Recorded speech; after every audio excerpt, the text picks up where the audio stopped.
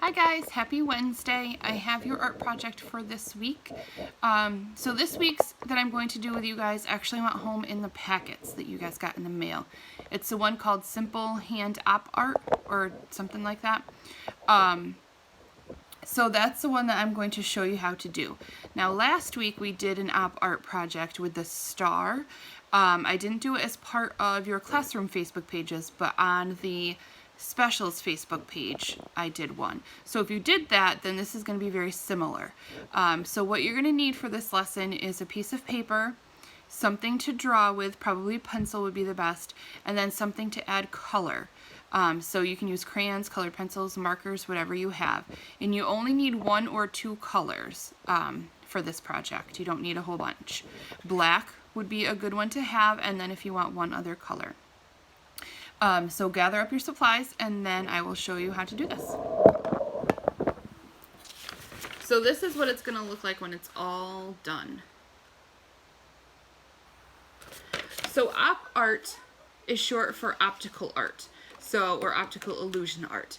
And what it is when you use colors and patterns and designs certain ways, it kind of plays tricks with your eyes. So you see things that maybe aren't necessarily there, or things pop off the page, or look like they're going down into the page. There's lots of different ways to do op art. This is a really simple one that we can start with. So what you're going to do is take your piece of paper, you want it the tall way, and you're going to set your hand on there, including some of your arm, because you want your hand to come to the top of the page. So you want your fingers to go all the way to the top of that page. And then you're going to trace it, your hand and your arm.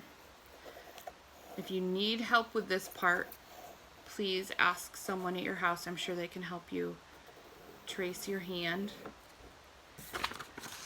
So see, you want your fingers to go as close to the top of the page as you can, and you want to include some of your hand. So then what you can do is take your black marker and you're going to trace that pencil line. Trace your outline. Now you could just trace your hand with the marker if you wanted to. That's completely fine.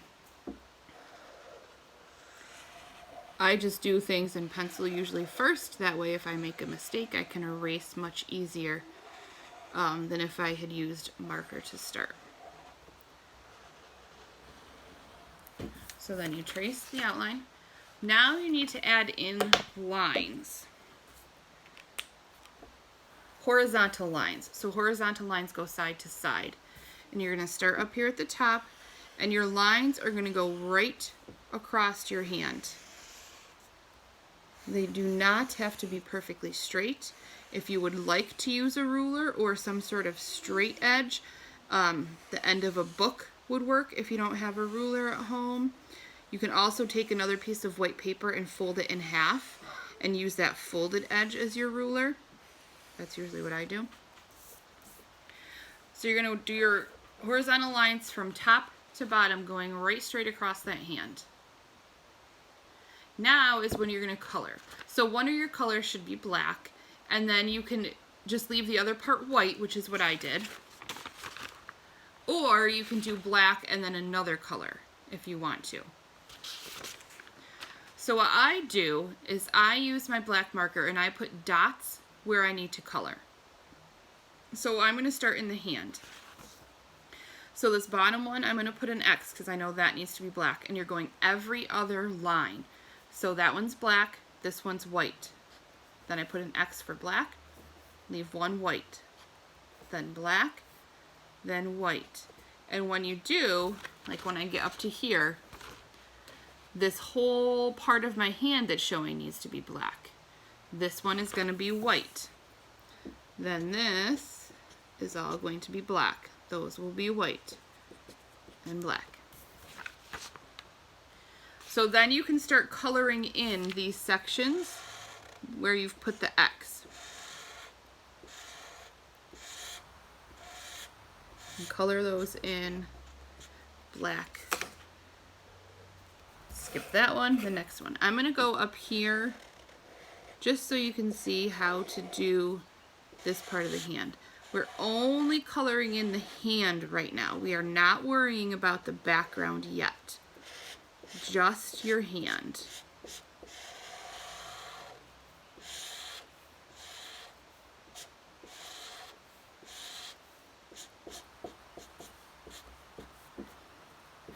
So like here, I had an X here, so that whole part of my hand, but this right here is not part of my hand, so I don't worry about that. Same thing when we get up here to the fingers. You're only coloring in the hand part, not worrying about the background.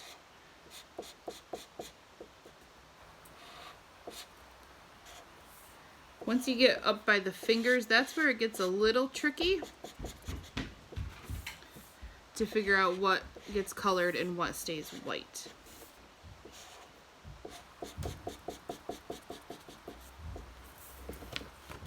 So those fingers were black. This line, those fingers will be white. The next one will be black.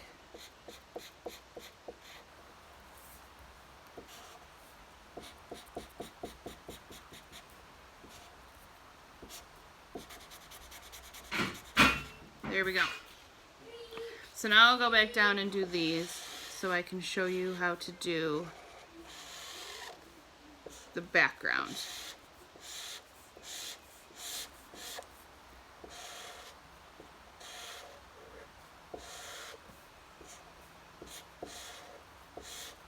That's why I usually just do black and white.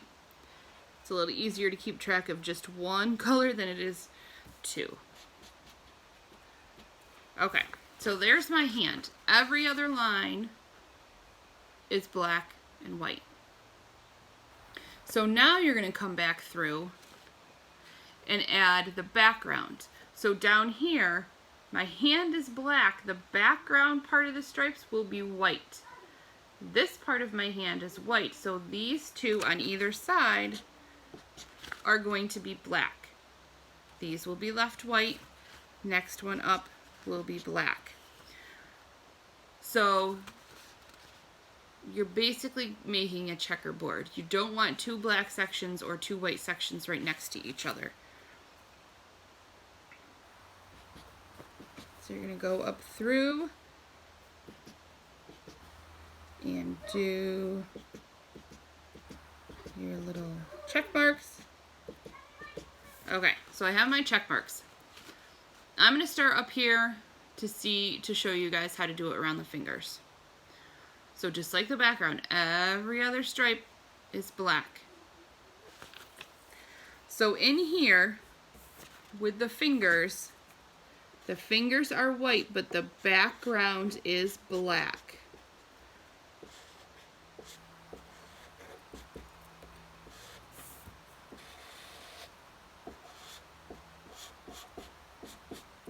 So just a reminder, no two sections right next to each other should be the same color.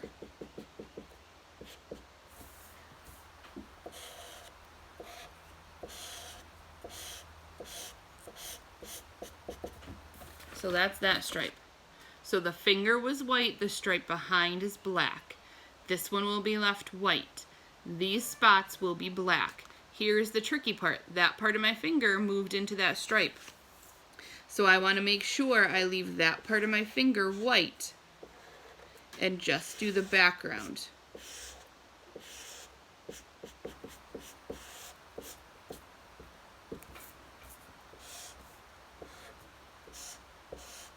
Around the fingers is really the hardest part. Once you get past the fingers, then you're usually good.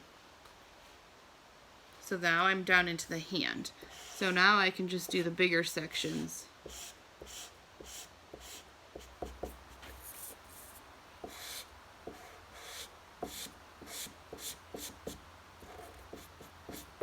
And you just keep going down until all your sections are colored in black and the rest is left white.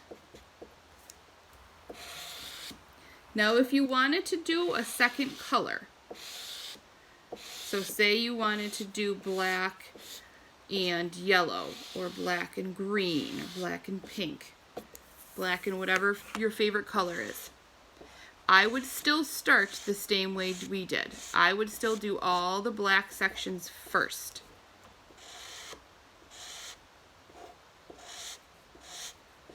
That way you're only trying to keep one color in mind. So I would do all your black sections first. Then whatever is left white, that's where you know you need to color with the other color that you chose.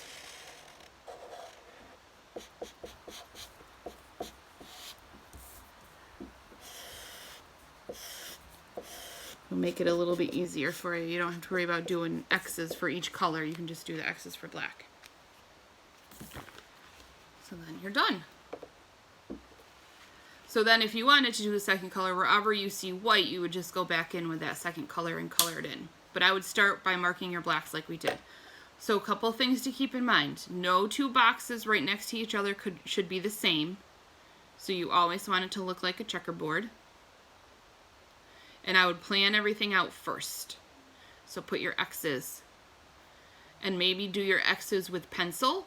That way, if you are doing your X's and you realize that two next to each other are the same, you can erase and not have black marks in your picture.